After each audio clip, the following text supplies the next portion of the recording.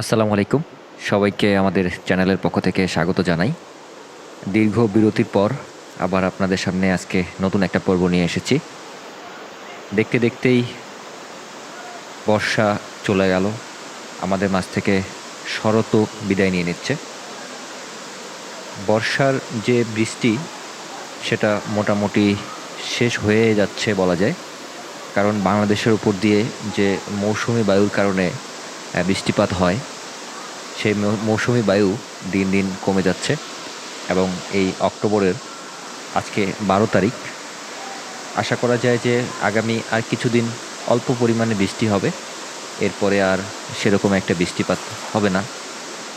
তো বর্ষাকাল যেহেতু আমাদের মাঝ থেকে বিদায় নিয়ে নিচ্ছে, যার কারণে কিন্তু আমাদের নদী নালা খাল বিল যেগুলো বর্ষার বৃষ্টিতে ভরে উঠেছিল সেগুলো কিন্তু আস্তে আস্তে করে পানি কমে যাবে।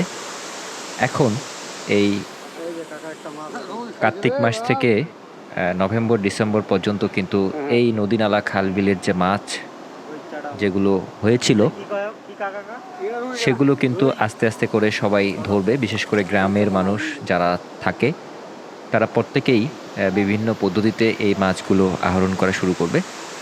তো আমাদের এই টাঙ্গন ব্যারেজ সুইচ গেটের বাঁধ আটকানোর যে সময় সেটাও শেষ হয়ে আসছে।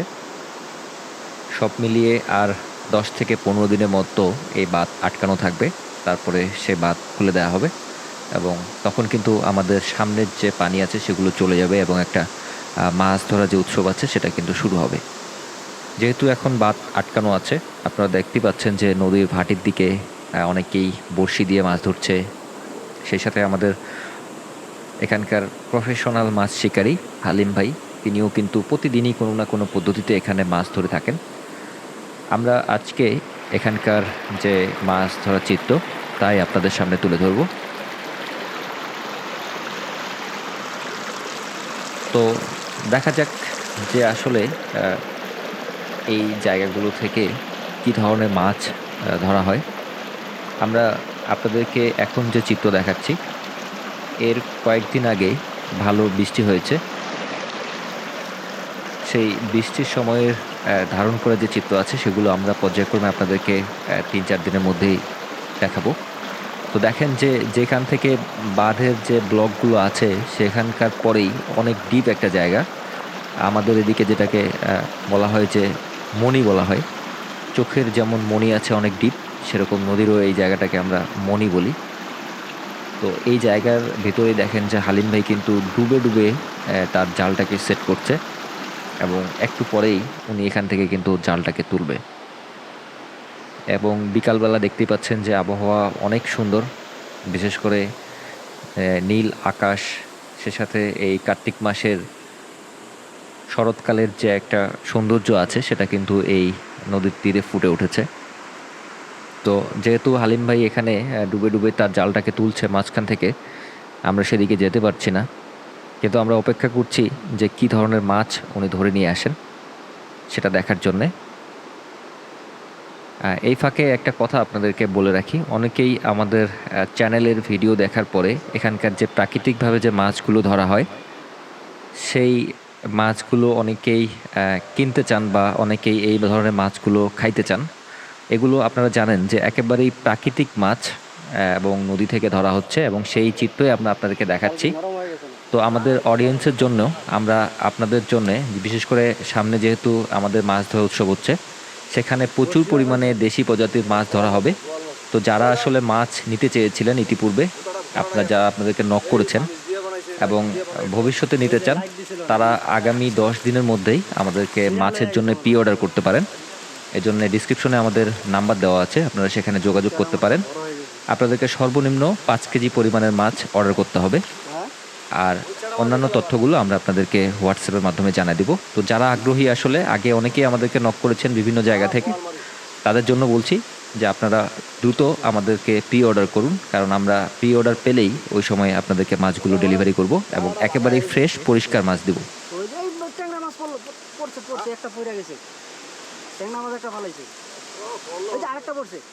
তো দেখা যাক যে আজকে হালিম ভাইয়ের জালে আমরা বুঝতে পারছি যে অনেক মাছ এখানে জালের মধ্যে এসেছে। দেখেন যে পুরো জাল কিন্তু মাছে ভর্তি হয়ে গেছে। ওনার যে মাছের হাফা যেটাতে মাছ রাখা হয় সেটা কিন্তু এখন একেবারেই খালি। তো জালটা এখানে ঝাড়া হবে, আর যদি ডাঙায় ঝাড়া হতো তাহলে ভালো হতো। তো আমরা আসলে এখন উপভোগ করব এই হালিম ভাইয়ের মাছ ধরার যে দেশি প্রজাতির মাছগুলো আছে সেগুলো কি ধরনের মাছ ইনি ধরে নিয়ে আসছে। প্রায় 2 থেকে 3 ঘন্টা ধরে পরিশ্রম করে কিন্তু এই জালটা তুলে নিয়ে আসলেন। তো দেখেন অনেক অনেক প্রচুর পরিমাণে বিভিন্ন ধরনের কার্প জাতীয় মাছ আছে, সেই সাথে দেশি প্রজাতির মাছও আছে। আরেকটা জিনিস যদি খেয়াল করেন তাহলে দেখবেন যে জালের মধ্য থেকে উঠে আসছে বিভিন্ন ধরনের প্লাস্টিকের বর্জ্য। যেহেতু এটা এখন আমাদের এখানকার একটা দর্শনীয় জায়গা হিসেবে রূপান্তরিত হয়েছে, বা আশেপাশের যারা মানুষ আছে তারা সবাই এখানে ঘুরতে আসে, তো সবাইকে একটু আসলে সচেতন হতে হবে। কারণ দেখেন যে বিভিন্ন ধরনের বর্জ্য যেগুলো আছে প্লাস্টিকের, পানির যে বোতল আছে সেগুলো সবাই পানিতে ফেলে, যার কারণে দেখেন যে নিচে কিন্তু প্রচুর পরিমাণে এই ধরনের বর্জ্য জমে, যেগুলো মাছের জন্য কিন্তু অনেক ক্ষতিকর। তো জাস্ট একটাবার খেয়াল করুন মাছের দিকে, মাশাল্লাহ অনেক বড় একটা প্রায় 1 কেজি সাইজের কালীবাউস আছে, এবং পুরো জাল কিন্তু মাছে ভর্তি হয়ে আছে। একটাবার জাস্ট খালি দেখুন যে মাছগুলো, দেশি প্রজাতির যে মাছ আছে, আপনাদের মন আসলে ভালো হয়ে যাবে। আমরা দীর্ঘদিন আপনাদেরকে ভিডিও দিতে পারি নাই, তো আজকে আসলে একটা মন ভালো করার মতো ভিডিও নিয়ে এসেছি। দেখেন কি পরিমাণ মাছ। মানে কিছু কিছু ছোট সাইজের মাছ কিন্তু ছেড়ে দিচ্ছে।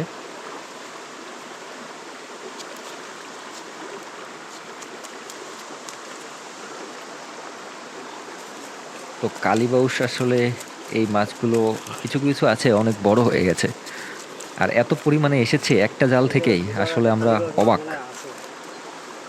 এই জন্য আসলে আমাদের এলাকায় যত মাছ শিকারী আছে আলিম ভাইকে আমরা সবাই আসলে মানি শিকারী মনে করি, মানে অনেক বেশি এক্সপিরিয়েন্সড একটা শিকারী, এবং উনি পানির নিচে প্রায় 5 থেকে 6 মিনিট পরিমাণ ডুবে থাকতে পারে। এটা হয়তো বা আপনারা যারা আমাদের আশেপাশের মানুষ আছেন তারা বুঝতে পারবেন, অনেকের কাছে এটা অস্বাভাবিক লাগতে পারে, কিন্তু উনি অনেকক্ষণ ধরে ডুবে থাকতে পারে, এবং পানির প্রায় 15 থেকে 20 ফিট নিচেও উনি ডুবে মাছ ধরতে পারে। মাছই তো নাই, মাছ নাই দেখি তো জালো আবার 1 সপ্তাহ থেকে হয়ে গেছে বিছনা অসুস্থ। অসুস্থ মানে এখনো মাথা পাতলা হয় নাই আমার, খালি রাত বলে কিস্তি 1,500 এই শোধনে আইসি। আল্লাহ জুথা আল্লাহ বাচ্চা না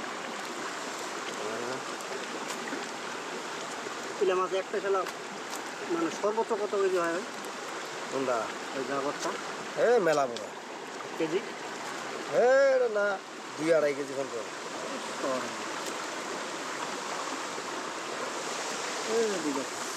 আরে বিজা লাগবে না উঠাও, ওখানে বিজাইলে সময় আছে নাকি, অনেক তাড়াতাড়ি করতেছি কাটারি বাঙ্কারলাই তো সরে ছড়ে দেবো তো বাজারে বাজারে তো নন লাগে তো পার্টি নেই। ও ভালো, আপনি মরলেও না কে বাঁচলেও না আর কি।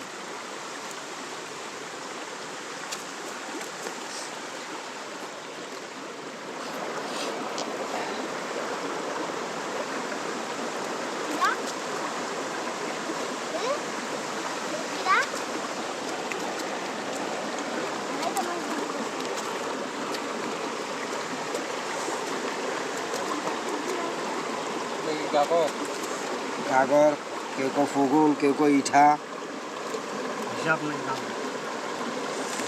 অরিজিনাল মাছ আছে এটা রিডা মাছ।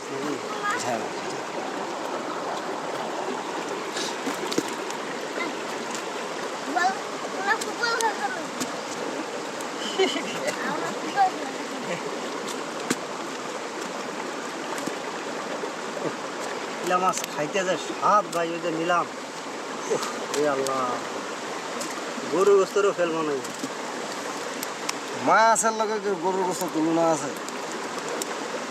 গরুর গোস্ত একদিন খাইলে তার পরের দিন আর খাইতে মন চাইতো।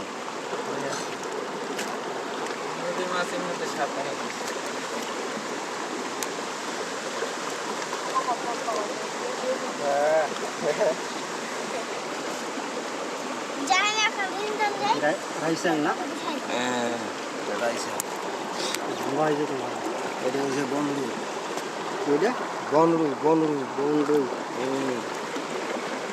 ওই টেফা মাছ ওটা লাইছে এই টেফা মাছটা জালটা বোয়ানোর লগে লগে লাগছিল নাকি গোফের মতো ঢুকে দিয়েছে ও তো গোফতে বাড়িতে পারে নাই হেমনি মরি আছে আমি শুয়ে গেছি এটা হেমনি আছে এদিন এইটা কোন কাল্লা বাচ্চা দিছে এটা কোন কাল্লা বাচ্চা দিছে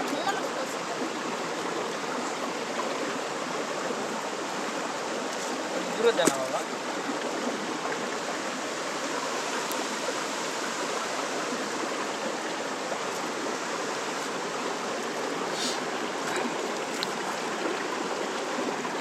আর যত পুরি গাড়ি ফুলে রয়েছে শিং মাছ গতবারের শিং মাছ কম ছিল আরে শিঙ্গি মাছ আসলে 73 বছর একটা কানাস মাছ বললাম 400 গ্রাম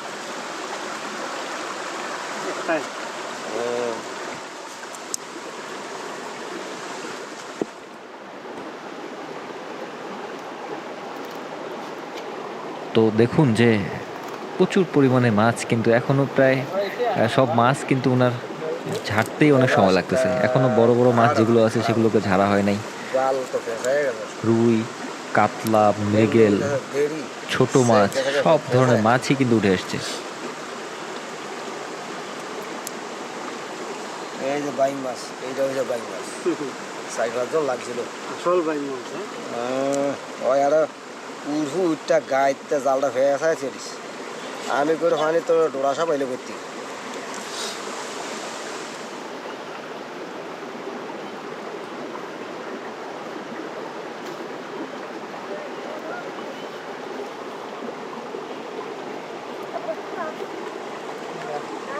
কাটা ভাঙে দিস ওটা কোড়া ভাঙা।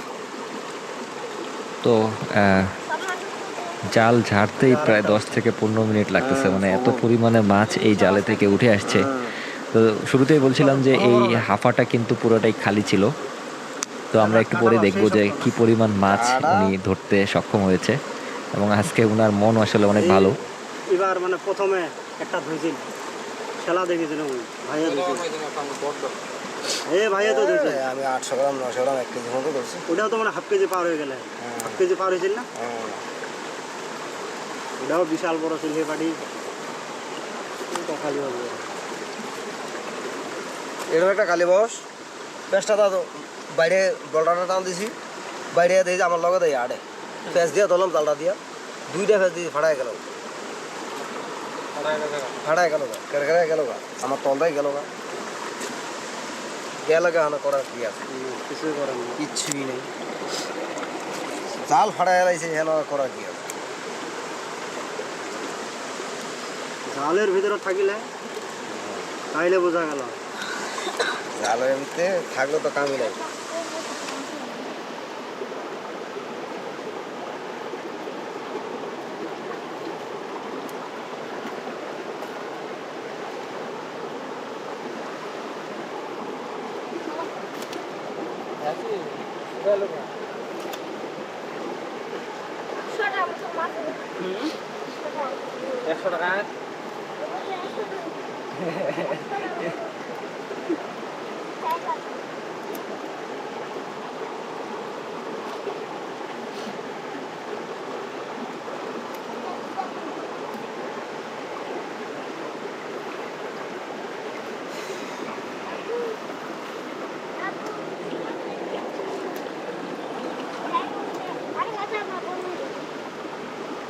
এই যে সিনত দিয়েছিলাম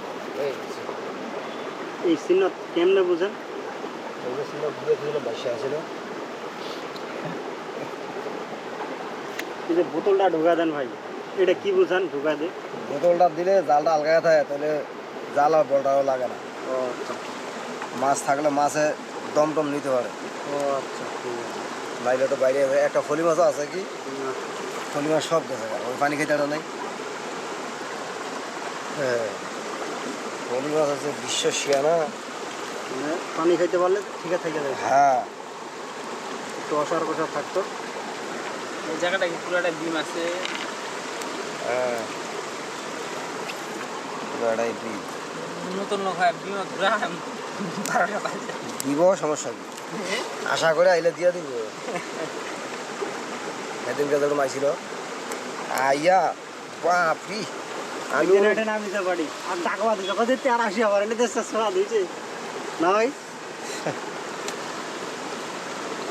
গেট ফার্ম সারা আর উনি মানে এবার পারত মাথা মোথা মনে হয়ে গিয়েছি।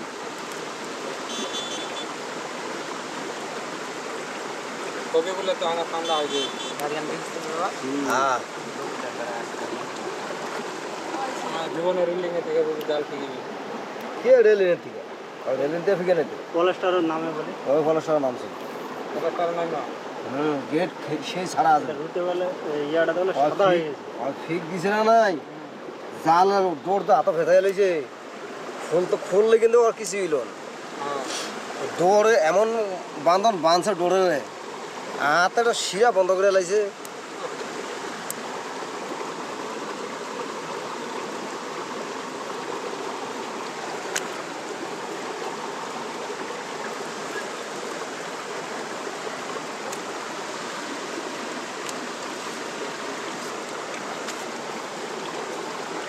এইটা বড় সাপ। কালারটা অন্যরকম। এইখানে ওটা ওই উড়ান থেকে তো দেখেন এখনও কিন্তু জাল ঝাড়া হচ্ছে এবং জালে প্রায় 8 থেকে 10 কেজি আশা করা যায়, আমরা বুঝতে পারছি না, দেখি আসলে শেষ পর্যন্ত। আমি দেন এই সব থেকে বড় এই মাছটা সর্বশেষ একেবারে সোনালী কালার হয়ে গেছে। আপনারা হালিম ভাইয়ের এই মাছগুলো যদি নিতে চান তাও আমাদেরকে নক করবেন। হওয়ার কথা বেশি হইব না। তো দেখেন শুরুতেই এই হাফা একেবারেই খালি ছিল এবং এখন দেখেন প্রায় 8 থেকে 8 কেজি মাছ হবে আশা করা যায়, না হলেও 5 কেজির বেশি হবে।